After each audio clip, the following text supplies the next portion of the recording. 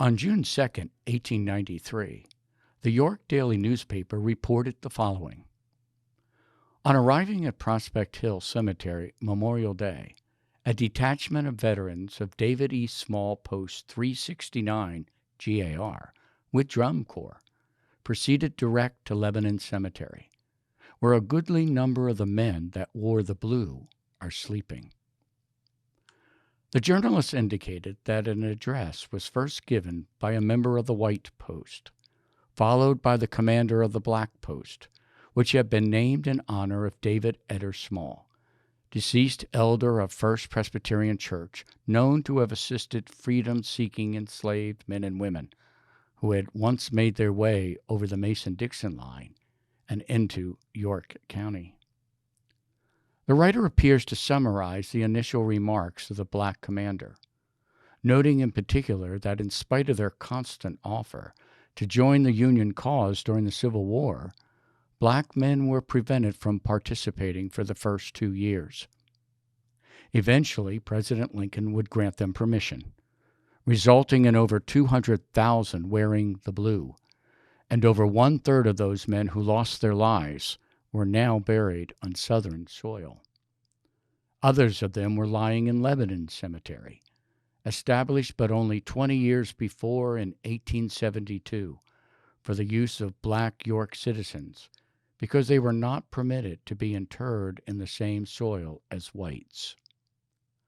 The journalist then continues, writing, "Here the speaker, turning from the living, he faced his dead comrades, and lifting his voice so that it penetrated the remotest corners of old Lebanon, he said, 'Sleep on, honored dead, covered as thou art with glory.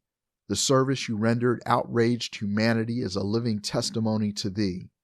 This is the imperishable monument, the rich legacy thou hast left, and in after years, when even-handed justice shall make up her jewels and render tribute to the good and the great, she will record it. The nation will acknowledge it, the impartial historian will write it, and the generous stranger visiting thy shrine will pause in the midst of his prayer to confess it. And all shall say, truly, these men have erected a monument more lasting than brass, higher than the site of the royal pyramids, which neither the wasting rains, nor the fierce winds, nor innumerable series of years shall overthrow.'" The speaker that day was John F. Noble.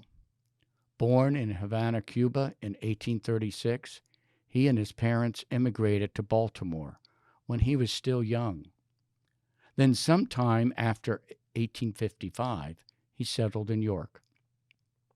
A barber by trade, and only 2 years after his famous Memorial Day address, Noble's and his wife Cornelia's name appears, with 70 others, on a petition for the presbytery to establish a Black congregation, Faith Presbyterian Church.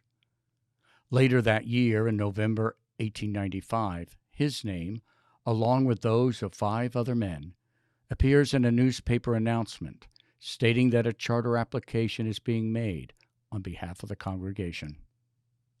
Only 7 years later, in June 1902, John F. Noble's name as chair of the church trustees appears once again in the local newspaper, as it covered the June 19 mortgage burning of the congregation's building located at 50 North Duke Street.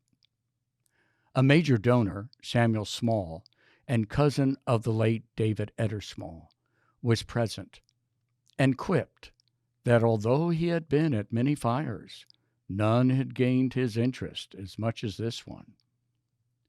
Sadly, just 5 months later, the media reports that well-known and highly respected York citizen John F. Noble has died due to a lingering illness. And so it would be that but 9 years after speaking those resounding words in historic Black Lebanon Cemetery, "Sleep on, honored dead," John F. Noble himself is laid to rest among his sleeping comrades.